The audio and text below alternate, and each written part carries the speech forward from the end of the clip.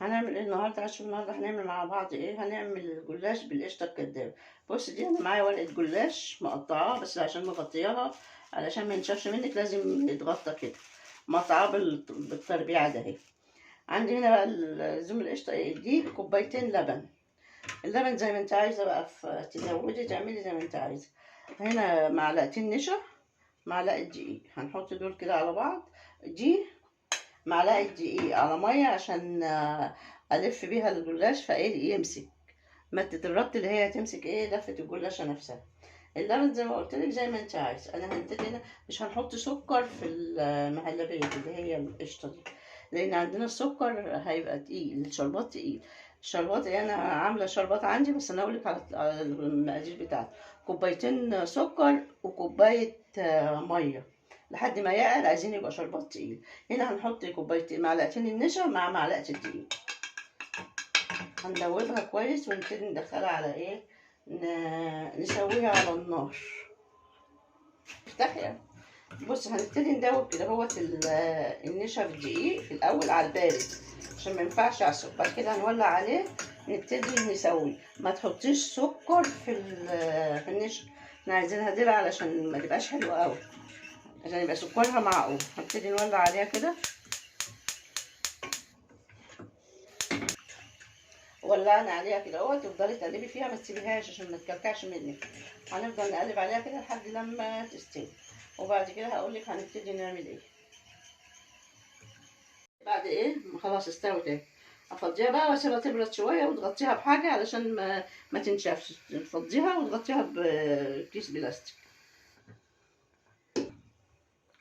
هفضيها هنا اهو كده اهوت عشان تبرد، ونبتدي ايه نحشي بيها. وغطيها بكيس بلاستيك او اي حاجه عشان ما تعملش قشره. هسيبها شويه كده وايه وتبرد. هنشوف بقى هنعمل ايه، هنلف ازاي. بص، انا لازم تبقي دايما مغطيه الجلاش كده عشان ما ينشفش. هناخد 3 وحدات اهو، و3 وحدات بس اهو. ترجعي تغطيه تاني عشان ما ايه ما ينشفش منك، عشان تعرفي تلفيه. وادي الميه بالدقيق اللي قلنا عليها، اللي هي دي ايه هتمسك اللفه نفسها. هنعملها كده اهو. هاجي هنا اهو تحطي القشطه في قلب كيس وتخرميه من هنا اهو، وتروحي عامله بيه. لو عندك كيس حلواني يبقى كويس اهو. اعملها كده اهو. وهبتدي اروح ايه عاملاها كده اهو. بص الطريقه اهو كده وكده، واروح راجعه تاني ايه عامله حاطه الدقيق بالميه عشان ايه ماده الربط اللي هي هتمسك الصباع نفسه. ونبتدي نلف بالطريقه دي بالراحه كده اهي. بس الطريقه سهله خالص ما فيهاش اي مشكله اهو. اروح عامله دي كده اهوت عشان ايه تمسك ما تفكش اهي. ده ممكن تعمليها ساده، ممكن تحطي عليها زبيب. انا عملت حبه كده وحبه كده، هنعمل كمان واحده. دي 1 2 3. نسيت احط الايه الزبيب. عندك زبيب، عندك اي مكسرات المتاحه عندك بقى اهو. 3 وحدات بس. طب كده ونعد ايه 1 2 3 وحدات. شيل دي كده.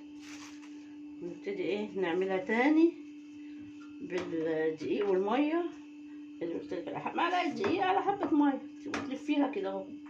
بس عشان ايه تمسك بس فيها ما تفكش وانتي بتقليها، عشان احنا هنقليها في الزيت اهو. متحاوليش تمليها كتير قوي علشان ايه ما تعرفي تلفيها اهي. هي يدوب كده هو لفه واحده. وهبتدي اروح عامله دي كده اهي. بص طريقه اللفه وكده. حطينا الزبيب، لا مش كل مره بقى، حط واحدتين زبيب اهو. او مش عايزه مش مشكله اللي انت عايزاه يعني، بس انا كان عندي زبيب فايه عملت الزبيب. ادي واحده اهي، ادي كده.